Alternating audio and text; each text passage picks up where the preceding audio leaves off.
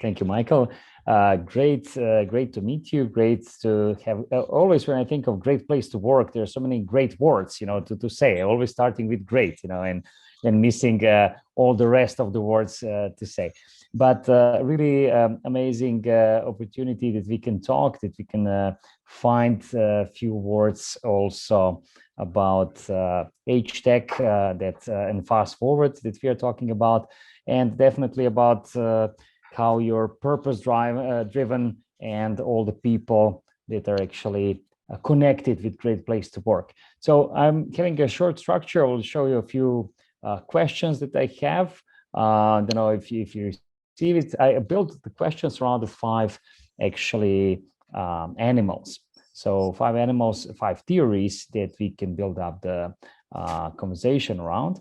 And it's about black swan theory from Nassim Taleb, about global, let's say, perspective. And then the second one about the market, talking about blue ocean and sharks in blue ocean, since there's a big competition that's happening always.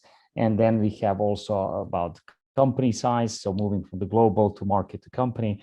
And we can talk here about unicorns, the speed of companies, or even different sizes, from zebras to dinosaurs to mouses. There are many different design of or animals, let's say, on my mind when we talk about companies. And we'll move to the service or product, where I really like the purple cow theory, not only Milka chocolate, but Seth Godin theory about differentiating, the product and services that we are offering.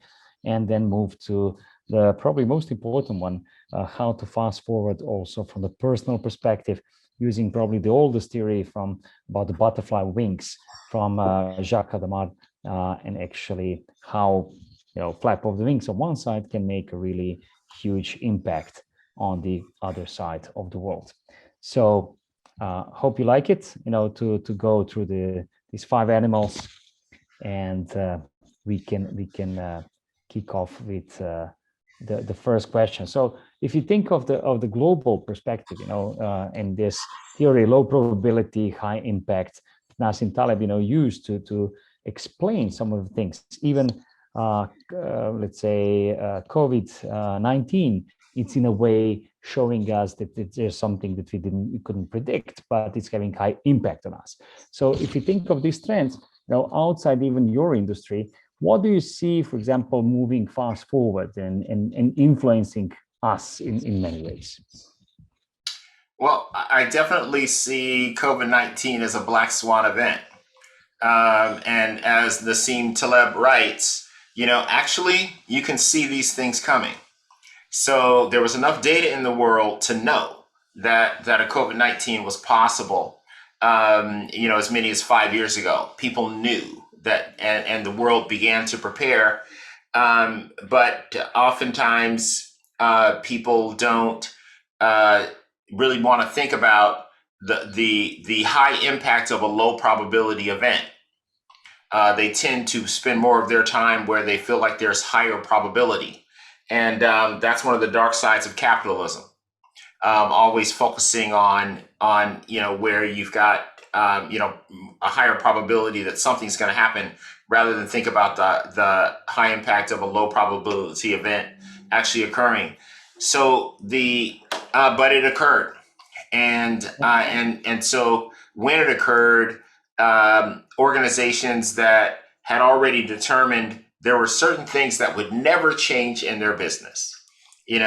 Never would they close all of their manufacturing facilities, but some did. Never would a call center be able to be run from people in their homes, but they were. And so on. So all of these things that when people talked about the future of work, things in 2019 where people were talking about the future of work, we've already moved past all of those things. Yep. Those things are behind us now. And so we now know the importance of technology. We now know about that the world can keep moving and businesses can grow solely based on technology. That this is quite possible for many businesses, not all businesses. And that the one thing that is still true though in 2019 is true in 2020 and was true in 2020 and is true in 2021 is that people make the world go round. That people have competitive advantages in terms of pricing, in terms of the quality of the product, in terms of innovation, in terms of market power, in terms of a monopoly or a duopoly, and so on. But at the end, it comes down to your people. So your people are the kind of the secret weapon that you want to make sure you're getting the right people, getting the best people, because if you do that, then you can execute on some of the new ideas that are required when something like a black swan occurs. Yep. And do you see also, for example, speed of change in the future? For example, we are at the moment, it's really they're saying, for example, in 2 months we did jump for 2 years at least, and that was already they were saying last year. So I believe continuing this COVID-19 is giving us even more adaptation, and speeding us up. But with speed of change could surprise us in the future, with probably it will also be in a way connected with people. I think that we don't have a new Moore's law. I don't think that has occurred. I think that business is going to slow down because there are still a lot of business people looking back and wanting to do business like they did in 2019. Yes. There are some that have forgotten 2019 and they want to go forward in a new and different way. That's about 20% of companies. Those are very innovative companies that, due to their nature, they let go of the past quickly. But there's still a lot of business people longing to go back to 2019. So I don't think everyone is going to move forward at this new rate of change, but some will. And I think the ones that do are going to get a huge competitive advantage. The ones that continue to move at this rate are going to separate themselves. So I actually think that there are going to be some companies that will double their power in the marketplace as a result of continuing at this rate of change versus those who want to get back to having all their employees together, controlling them and watching them and those kinds of things were kind of realistic things to do in 2019, but certainly not in 2021. Yeah. There's more and more countries, developing the digital native license or visas, that you can work from anywhere, especially in, let's say, IT sector and with digital services in a way. And yeah, it's also how I like to quote also, it's not anymore about the big ones, the big ones hitting small, but in a way, fast ones hitting the slow, changing the fish, let's say, direction.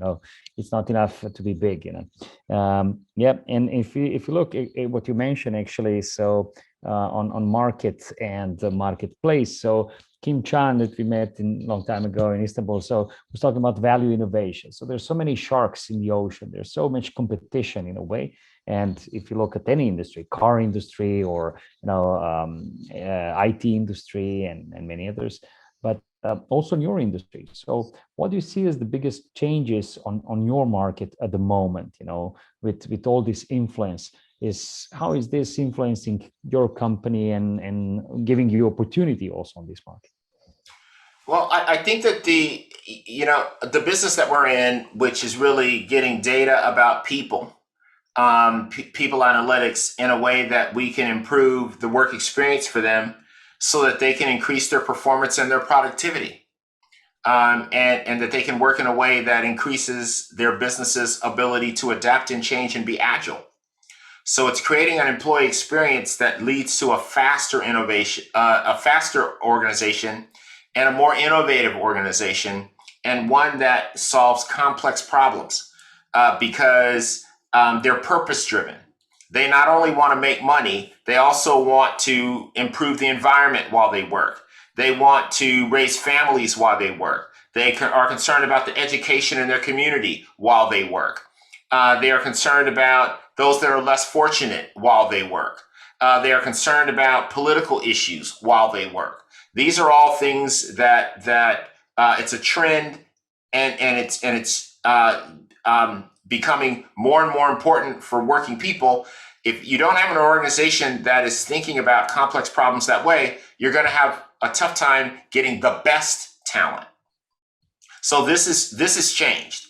And so what you want to measure in terms of what an employee is experiencing is different now. If you say that you care about your employees, you better be doing things to improve the environment. Otherwise, people think, well, you really don't care. Because if you're not concerned about water and clean water and those kinds of things, then you don't care about me. So this is a change which is occurring all around the world. And the other thing is that, Anil Bousri, who's the CEO, co-founder, and chairman of Workday, says that he worries about two things. One is Microsoft, the big white shark, that is able to swim through the water, and people don't pay a lot of attention to it. They pay a lot of attention to Facebook, to Apple, to Amazon. They don't fear Microsoft, yet it's the biggest shark in the water by far. Everyone does business with Microsoft. He has that as his number one fear. His number two fear is a garage somewhere with 3 engineers in it. It's both ends of the scale. He fears the little tiny thing that is completely going to develop and create a company based from the beginning on machine learning and artificial intelligence. And he fears Microsoft. Nothing in the middle. Those are the two things that cause him some concern.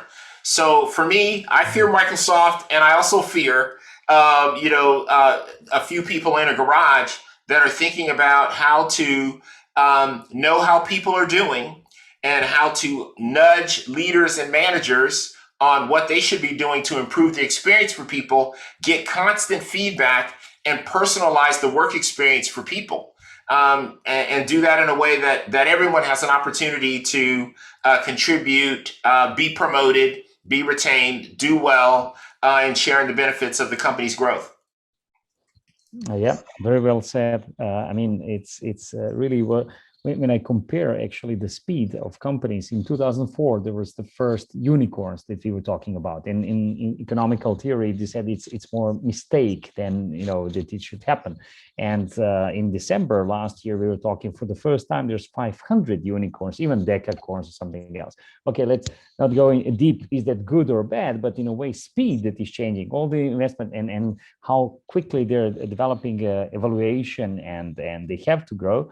It's totally impossible to compare with the classic, structured, stock exchange companies. And what we can see, it's we have to start adapting to some of their garage businesses, like you said. Like Zoom was not so popular before COVID-19, and many other tools, that we start using overnight, in a way. Yeah? And they're all looking for their own blue lagoon in a way. So on your market, where do you see market niche for the future, for you, for your company, let's say, or on market where you're most active? I think that the opportunity there are a lot of people who are measuring employee satisfaction or employee happiness or the employee experience. That has happened for a long time, and a lot of people are doing that. I think that the opportunity for a great place to work is to redefine what it means to be great. So because you have a high employee satisfaction score does not make you great. Because you have a high degree of employee engagement does not make you great. What makes you great is that you have an organization that is solving complex problems in the world. And complex problems are not only the things that affect your business directly, but the things that affect your business indirectly.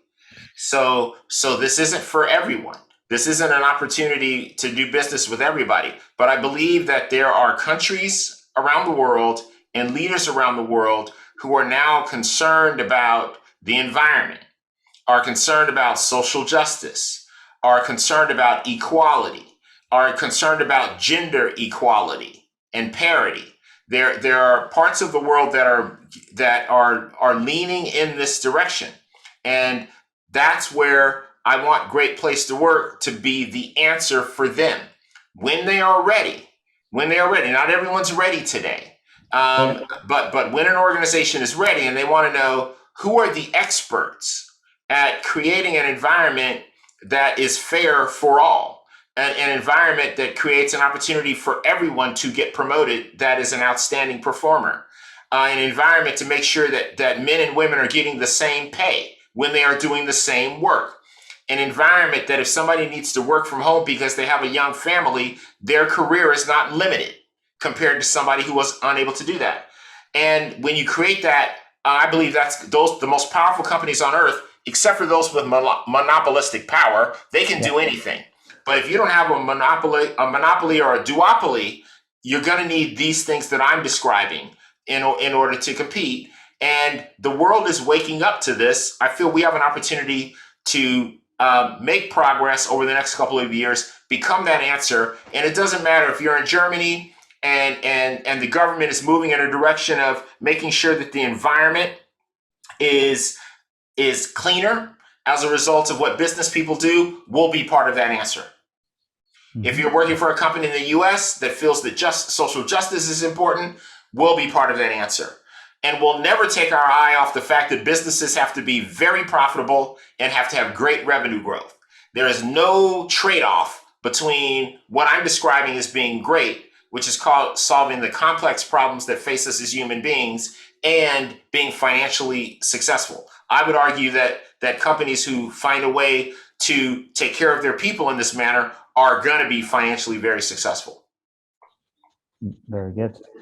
So yeah, it's I would say that what you opened, it's that people don't care just about the fruit in their office, or water, things, but like many more global issues, and how companies, standing next to this, and even countries, people are ready to become e-citizens of Estonia or some country, actually, just because they can live anywhere they want. And maybe Yeah. Great Place to Work will be connected in some stage even to cities or countries, to benchmark in a way, and see the culture, how my company fits to the city or the country. And yeah, very, very interesting. And yeah, that's also niche for the future, when we will be looking where we're going to live in a way. Yeah. So if you move further to, let's say, the company questions and the speed of company and how to fast forward the company, I really like also the complex problems that you open. Is what we are many times saying at HTEC. Also talking to with our clients. What's your toughest challenge? What's your toughest problem? Because our engineers are quite eager to solve actually this. And when we talk about speed, company was growing now from 230 last year to more than 800 actually in April. So really speeding up. And if you don't have strong pillars, in culture, in place that you're developing, it's really missing. It can miss, for example, the development speed. But here is the company question. Can you tell us maybe a project that you're most proud of working on in your company? That you were developing so far. I think that I'm most proud right now and most excited about our uh, our new definition of great. I'm the most excited about that because I feel like business has realized that they can't rely on government to solve the complex problems in society. Business has to do it. So that I would challenge any leader who, when asked the question, "What's your most difficult problem?" If they provide a technical problem, I would ask them again, "Are you serious? That those are the only problems you have?" Because they aren't. They have problems keeping the hearts and minds of their people. They have problems making sure all their people are being treated fairly. They have problems making sure that their people's kids are getting educated in a safe way. the problems are big if you hire people. There are some people who think, well, at work we just work, and then and the other problems in society do not affect work. I think that that's fine to think that way. That's not what I think. I think that people who think that way are going to perform in traditional ways, and they're going to miss the fact that sometimes, for example, growing the way that HTEC is growing is quite a challenge. The organization changes, the culture begins to change, and very rarely do people do that well. As a result, most often it doesn't go very well because some of the values of the company and what the company believes in become unclear to people, and then they begin to feel like they just have a job. Instead, people need a purpose, and so I'm very excited about communicating a purpose, not just for Great Place to Work, but for leaders who want to be known for working in an organization that not only is it great to provide some of the best technology in the world, which HTEC does, we would be nowhere without HTEC at Great Place to Work. HTEC has enabled our business to jump forward about 15 years from where we were. We were the worst in the industry. We're one of the best now as a result of the technology that we have. And that technology enables us to change the lives of working people all around the world. So some of the HTEC engineers, I hope they know, not only have they added, great value in terms of their technical ability, and which is superior to anyone's, they've also made the world better for working people, that we have been able to hold companies accountable for paying men and women the same for the same job. That's the work of Great Place to Work. So they're doing much more than technology. They're helping make the world better, not in terms of technology, in terms of people and their lives and how they're being treated, whether it be in Germany, in the US, in Brazil, Argentina. All these places are affected by that technology. So that's what I'm excited about, because I'm interested in people. I'm interested in people. I'm interested in equality. I'm interested in fairness, and I'm interested in achieving all of those things while running a great business that takes care of all the people in a Great Place to Work, and doing all of those things at the same time. We're just happy that we just finished on Wednesday our research, Great Place to Work. So we collected all the data, and we were looking forward actually now to do in May all the research, and we already kicked up the next project connected with internal branding, actually, who we are, exactly what you said. I mean, the old group of HTEC that started from the first day, or 5 years old, and people that just joining, from acquisitions or new people just lately, less than a year, to compare what we are talking about, to find the right groups, and also with new countries, which has opened also a few new countries, how to fit the culture that is there. It's not just automatically happening, that it's exactly the same like in all the countries, especially in Europe. There are quite big differences, but also in cities and countries. And what can we say actually that with this technology also there's a lot of changes that with your job, over the course of your career, with technology, you can do much more today than used to be, let's say, years ago. I think that the technology helping leaders make better decisions is something that is the way to accelerate the change that I'm describing. So to make decisions based on data, that technology that will let a leader know that there's a certain member of their team that they haven't talked to in the last 14 or 15 days. Technology can let you know that and can remind you to do that. Technology letting you know that you haven't thanked members of your team in the last 21 days. And technology letting you know that you actually thank the same 4 or 5 people all the time, and there's a group of people you never thank. Technology letting you know you haven't provided good performance feedback to people to let them know what they need to do to continue their career growth at HTEC.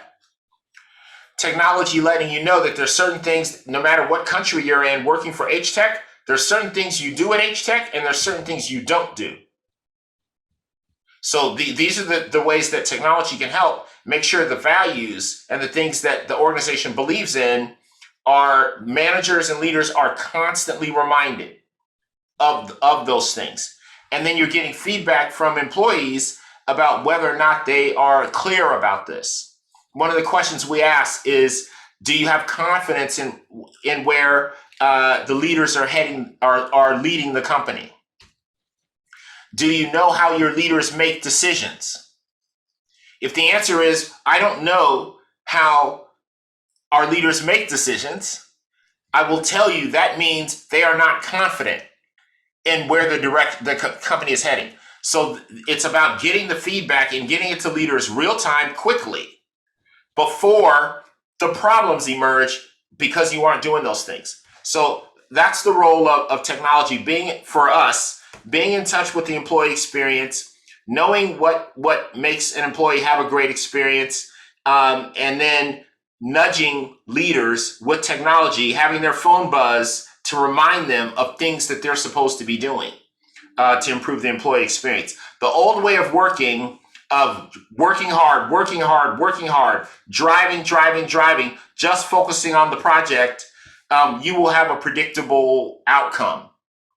When doing that, which is it's going to limit the growth of the company because you can't buy your way out of it. You can't just buy and grow. You're going to find yourself buying things and then shedding people, buying things and then shedding people. That's not really growing. That is buying projects and people instead of coming together in a way that what's going to be true about the organization 5 years from now? What are you going to be able to say about the organization 5 years from now? Well, that's the purpose. And making that statement and making sure everybody in the organization knows that's why the organization exists. It's very well said. I mean, it's really challenging, what the future is bringing when you said 5 years, because also, like you mentioned, I mean, motivation on short time and long time, we can say, okay, we're going to have whatever number of employees, but that's not motivation for people. It's what is the purpose, why? And to answer this why to each one of them, what's in it for them in this process. And it's not about the numbers, but how they feel, how they see to be part of the puzzle, of the bigger story, but from their perspective. And especially with the younger generation, I think it's even, they express even faster, in a way they don't have patience to wait for, a long time, that is correct. Retire. If you say 2025, they're going to leave. They're going to leave. That's entirely, too far away. And so I think that, for us at Great Place to Work, it's in order to do what I'm describing and to be the organization that organizations turn to, that countries turn to, which means we have to be trusted, which all of our work is built on trust. We have to say we have to do what we say we're going to do. We have to be open in our communication. We have to believe in feedback. We have to want feedback. We have to listen very, very carefully. And I want the world's leading companies to come to us about helping them define their purpose in a way that inspires all of their employees. I want their leaders to come to us to think about the benefits that they need to offer their employees and to make sure that they're fair. I want our customers to come to us to think about how they're going to develop great project management development programs for the next level of leaders in the company. How they're going to develop that talent to retain the top talent and make sure that they're outstanding leaders being developed in the company, which is what great companies have to do, or you'll lose those people. So we have to be able to use the data to be able to be just like a very good physician who can diagnose the problem, and write a prescription on this is what you need to do. Yeah. And to be able to do those things using technology so we can affect lots of companies and teach them how to do those things themselves so that they, swimming in the blue ocean, with lots of sharks. If you treat people in a way that where they are just employees, you're going to start bleeding. And the last thing you want to do in the water with sharks is be bleeding. But that's how you do it. Just a small amount of blood. And it all has to do with how people are feeling and how they are treated. And, that's so. And when you got a lot of fish in the ocean, you can't keep track of every one of them. So you need technology in order to do that, and also to help you with the thinking part. And the good thing about using machine learning and artificial intelligence in this area is that people really haven't changed that much. Yeah. So actually, the predictive ability of human behavior, it's easy to do.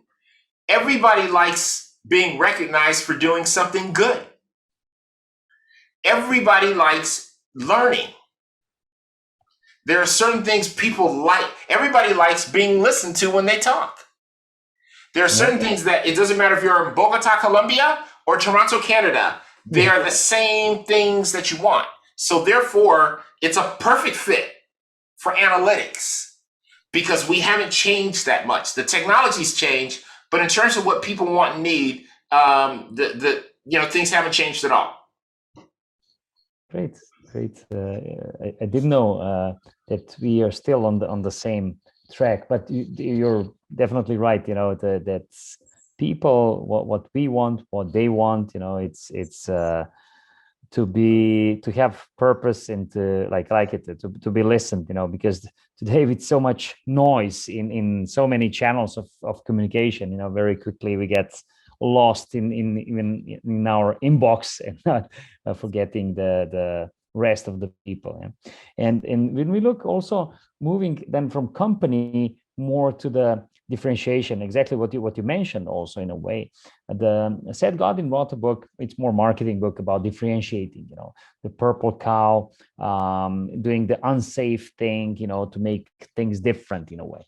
And actually your company and with help of HTEC, for example, what you created, it's really making a quite different product on the market and leveraging. I know talking to people that were working on a great place to work, they have still ideas, they still want to add value in a way how artificial intelligence is today that is different maybe than a year or two ago. Yeah. And always having ideas, what about this, this could do. And I'm really excited to see how HTEC is also developing in a way of adding value and not counting in time that people spend on the project, but counting in adding value. Who can add value and how can they add value to the project? And also making a difference to clients, making a difference to themselves actually, because they want to add value to be appreciated, like you said. If you look from this perspective of differentiation, what is your product differentiation strategy, let's say, for the future? That you will adapt even faster, you will have more data, let's say, in which way it will fast forward, for example, the product, a great place to work in the future? I think that it's definitely using machine learning and artificial intelligence to help leaders know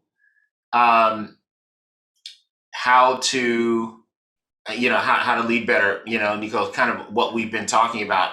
And that's the next opportunity for us. Mm-hmm. That's the next opportunity. That is the critical opportunity for us. If we don't take advantage of this opportunity that we have, we'll get left behind. This is critical. It's the way for us to compete with some of the very, very large companies who are starting to move into our area of work. We have SAP, we have Oracle, we have Microsoft, we have Salesforce, Amazon, all beginning to want every analytic related to every human being on Earth, including their work experience, which is where Microsoft, that's why they bought LinkedIn, to start capturing that data about people and their movement and things about their work experience. So what is it that Great Place to Work can do that is different from what those others can do?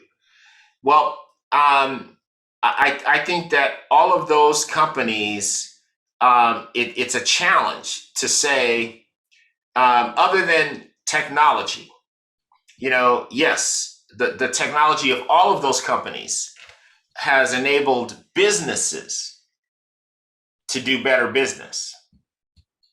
But really, how has their technology helped with the environment? How has their technology helped with equality? How has their technology helped to make sure people have equal access to healthcare? How has their technology made it so that people have food to eat? I would argue that for a healthcare company using Microsoft, sure, it's helped them be a healthcare company. But in terms of these complex problems, I'd say not really.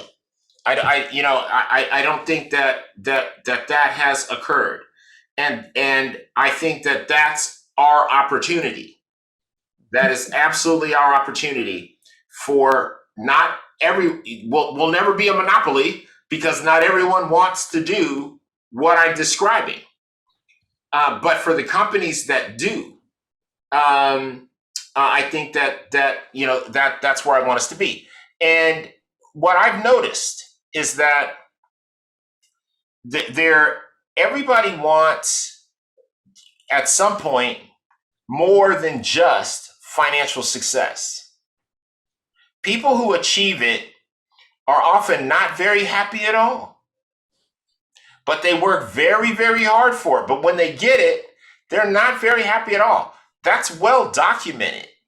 So I just don't think that's enough. I don't think it's enough. I think people want for more. I think, I listened to like Warren Buffett yesterday, who gave his annual report to shareholders, which has always been magnificent. And he's magnificent. It wasn't a good experience for him this last meeting because people were complaining about his returns compared to Facebook, Apple, Amazon, all the stocks that he didn't buy. And I saw for the first time a person who wasn't having a good experience. And he ended up saying things like, this isn't as easy as you think it is. And then today he named his successor. I think he's had it. So even one of the richest people on earth, one of the most successful people on earth, want to feel like they've done something good and they want to be appreciated. So when I see a person like that not be very happy with their situation, I know there's more to it. And so I want to be in the business of that. I want to be in the business of helping leaders who are not just trying to have financial success. They're trying to do far more than that. And they believe that they can do both at the same time. That's because Microsoft isn't trying to do that. SAP isn't trying to do that. Oracle isn't trying to do that. They're trying to make all the money they can for themselves. Yeah. And I think where we're different is we can attract leaders who want to do more than just solve a technical problem, be the leading edge technology company, have the highest earnings per share, the highest stock price. They want to do more than that. So that's our opportunity. I think that while maybe we can't have the whole ocean, we can have a very big lake full of feeding great fish in a very healthy, sustainable way, and that everybody who does business with us, their employees are happy we do business with them because we've helped make things better for them. We've helped improve the situation for them, and when you have better people at work, you're going to have better people in your community. It will make how to say impact, in many places, in at work, but also at home, in the society, in Sure. the city, country, and global. Yeah. And when you said differentiating, pops to my mind, how and you mentioned also helping leaders to make better decisions. I teach also on an MBA courses, an executive, and first question when we ask them, why did you apply for MBA? People say to make better decisions. So in a way, MBA can even become obsolete. With in a way Sure. how it's transferred today with having data, having better decisions, but improving with the small step, like, I don't know, with Toyota case and others, that you can really improve in a way. And making differentiation, what we did, for example, an MBA program, we have even artists in residence, trying to reflect, how art can reflect to business people, not just to buy art, but what can we do that is beyond just mathematically or functionally right, but something that's really beyond even computers, because you need inspiration, you need emotions, you need expression to get there. Yeah. Great. So I have the last animal, let's say, to touch. So it's about Jacques Adamar, butterfly wings, and here it's much more, let's say, personal questions and people questions. What was the biggest challenge you faced in your career? How did you handle it when you look back with your great career? I mean, happening and developing, in the future. But so far, what was the biggest challenge that you had? The biggest challenge has been turning around Great Place to Work. Yeah. Yeah, this has definitely been the biggest challenge, and so I'm very happy with where we are now. But when Dan and I bought it, it was financially bankrupt. Its total debt exceeded a year of revenue. Mhm. And there was only negative cash flow. So it's a very, very tough situation. A positive brand, but very, very tough situation. So, as I look back now, I can't believe we did it. We should have, it's like, I don't know what we were thinking when we bought it. But it's worked itself out. So this has definitely been the toughest challenge, because not only was the competition far ahead of us, we were lucky to have a good brand, but we have 50 businesses around the world, and they weren't very happy. So because things weren't going well for them, so it was quite a challenge to get 50 businesses around the world, when you're not making any money, to start to work together to build something. When you've got different languages, you've got different cultures, you've got different ages, and different life's experiences. So it was definitely the biggest challenge. And you did it great. You made first your place great place to work, right? So the Yeah, company. Yeah. These yeah, turnarounds are crazy. I know I was part of two of these stories, and it's really amazing. When you're on the edge, you don't know, are you gonna fail or fall. Of course, you believe you're gonna make it, but it's yeah. it's one hell of a roller coaster usually. Yeah. That's correct. Yeah, that's correct. And you must have, to put it this way, you must have some special superpower, that's keeping you going through your toughest days like this, like challenges like you had. Well, how would you call it, or what do you see as, if you call it superpower? I think that I I I think the superpower needs energy. The superpower is the energy, that can be produced within a person that can help them see things that aren't obvious to them, and can help them listen very carefully to what's really, really important, and and also understand the importance of good execution and good operation. So the energy for me comes from wanting to lead people from one place to another. So it was the energy required of feeling that I could help move Great Place to Work from struggle to something better, and that we could help companies from wherever they were to be something better. And so that produces energy, that opportunity of trying to do that, so that at the that people today can say Great Place to Work is much better than it was 5.5 years ago. And I want my customers to say we're much better now than we were 5.5 years ago, and to feel that in the future we're going to be much better working with you than we are today. So trying to do that gives me the energy and the fuel and the superpower to act in a certain way where people know how important that is, and then and being willing to change how I lead in order to be effective, and not hold on to my old ways of leading, but always changing. That's the thing. The butterfly. There's nothing in a caterpillar biologically that tells you it's going to become a butterfly. Absolutely nothing. A biologist would look at the caterpillar and say, this thing will never fly, and be 100% accurate with all the information that is available. There is nothing that tells it can do something that's impossible. That's like me telling you you're going to fly one day. I might make you feel good, but no, it's not going to happen. But then a transformation occurs.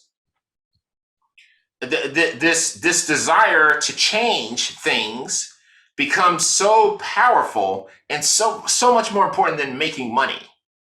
This desire to change things creates this purpose. So the caterpillar, the caterpillar's only purpose is to eat. Yeah. That's all it does. So if you look at it, its purpose is to eat. Then it changes, into something else, and its purpose changes, and you realize it got pulled to something. I'm going to send you something after this, Nico, to take a look at, because I think about this caterpillar and the butterfly all the time. Because that is the transformation that I feel is needed, and I feel like Great Place to Work has to be letting caterpillars know transformation is possible. And people who are telling you you'll never fly, don't believe them. It's absolutely possible. And your purpose, what you think your purpose is today, after a little bit of time, you're going to realize it's actually something else. You may think it's money and growth. That's I know you think that now. It's actually something else. And then you get over here, and then you get that butterfly effect. And you get the ability for something where multiple generations of monarch butterflies only fly a few hundred feet in their life, and then the fourth generation can fly 3,000 miles, all based on this soaring and this phenomenon that occurs. And so that's the superpower. It's the fuel and the energy generated in trying to transform myself and to help transform other people, other organizations, so that they end up being someplace they never imagined that they could be. And it's not just about eating all they can, but in fact, doing much more than that. Great. So beyond the conscious, actually, what we expect now that we can achieve, or is as person, as physical, as mental, it's always we can push further actually with Yeah. physical Olympic Games, let's say records, what can be done, or with our work or with the company. So yeah, I mean, think we really got it there, and putting the energy, let's say, as one of the elements physically proven, let's say, that can also combine this transformation with the subconscious element. I think it's really giving us magic moment, what can happen. Yeah, great. And you're getting a lot of inspiration, I'm sure. So what's, for example, your must read or watch, or what you listen, because you said you're also going to send something to stay inspired, to get this. Do you get inspired in nature, looking at caterpillars, or books, or people, or how do you inspire Um, yourself? Yeah. yeah, I think I get inspired by a vision that I have of the world that I want to try and help create. So I'm inspired by a view of the future where people are treated equally and in an equitable way, all people. And so I'm very inspired by that. That is my inspiration. And so it's to help achieve that equality for people who currently don't have the opportunity. So, and I don't care what country you're in, I'm always going to be concentrating on people who have less than others. I'm going to be concentrating on people who don't have the opportunity that others have, and trying to get them the opportunity with a belief that if they have the opportunity, many of them can succeed. And it's just not, for the chosen ones, or the lucky ones. So uh, that is the drive. That's why we say great place to work. When we got it, it was great place to work, but I changed it to great place to work for all, to be more expansive, to be able to fulfill this broader agenda. And it doesn't matter, every country where we do business, there's a group of people who aren't being treated as well as another group of people. I can go to India, Yep. true. I can go to Sweden, the way men are treated and women are treated, different. It doesn't matter where I go, there's a group of people who aren't being treated the same. So, um, you know, that's what I want to do something about, Mhm. and do it in a way that can be well received. Not do it in a way where I'm pushing an ideology on someone else. Mhm. That's the tricky part about doing work around the world. You have to adjust your approach, um, uh, depending on the country you're in, Yep. and because things are different everywhere. But we say great place to work for all, and usually people will. Do you mean everyone? Yeah, we mean everyone.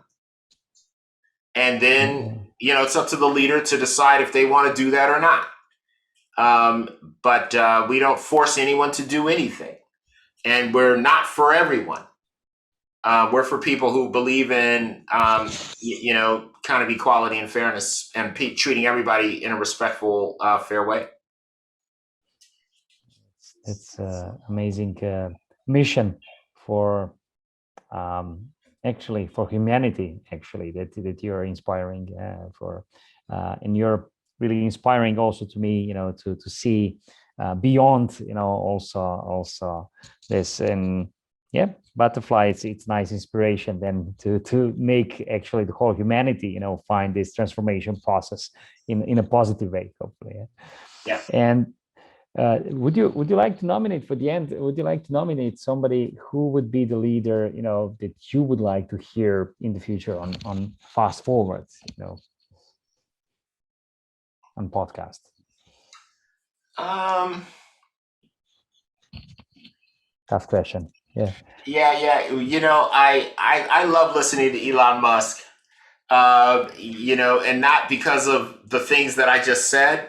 I Yeah. just find it fascinating to listen to how his mind works and his view of the world.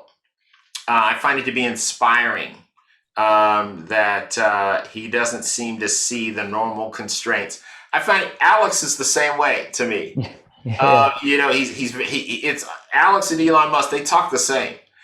They see the world very differently. They see no constraints, and their minds are just open and free. And as a result, they're like geniuses in the way that they can see the world. So I love that. I'm always, and when I talk to Alex, I'm always inspired afterwards. Yeah. Because they have that very, very unique ability. Great. I will have to try a call. For Alex, it will be easier. For Elon Musk, I will Yes, have I think much so. harder. But yeah, we had actually when they started with Clubhouse, I was in the room and we were asking, listening to him, and like exactly like you said. I mean, it's even more inspiring when this is kind of off the record in a way. Clubhouse started, in communication and how the questions and mind blowing ideas are going everywhere, like limitless. Yeah. Yeah. Yeah. Great. So we get to the end of these animals. Thank you for very much for the question and inspiration for all this. And for the end, to talk about a little bit on HTEC, just a question or two. How do you see how do you see HTEC today, or how do you see it? Since you know Alex, in developing in the future from your perspective, how do you see it? It's I would like to hear from you. Yeah. Yeah. Well, I think that high growth mode right now, I think that HTEC will redefine what people think about software development in Eastern Europe. HTEC will redefine it as being a center of the smartest, best software development in the world. I believe that's the quest that he's on, and I believe that HTEC can achieve that. We're lucky to have HTEC as a partner. I think that the challenge will be, when growing at that rate, really making sure that leadership and management is occurring.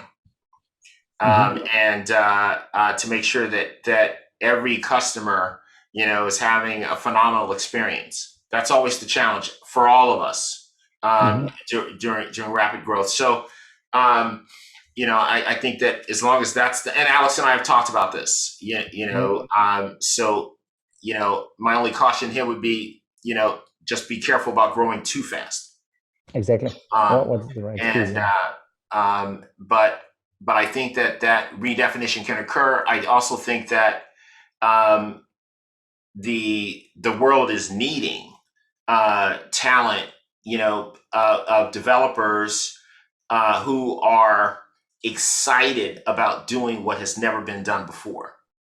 That really excited about that. And that's not for everyone, but collecting a company that's filled with those minds that's a competitive advantage.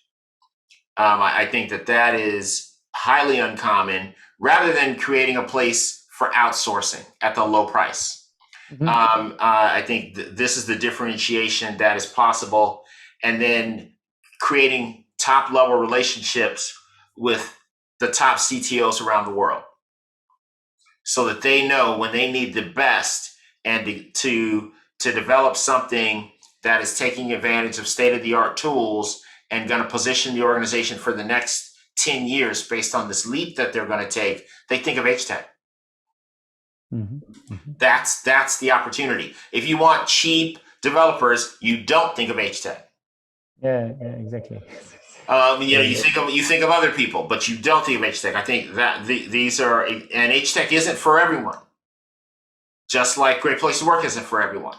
It's for people who are looking for the kinds of talent and expertise that comes from a elite level of talent that you just don't have as much in your company as HTEC has in its company, because you have the normal distribution in your company, and HTEC has the top 10%.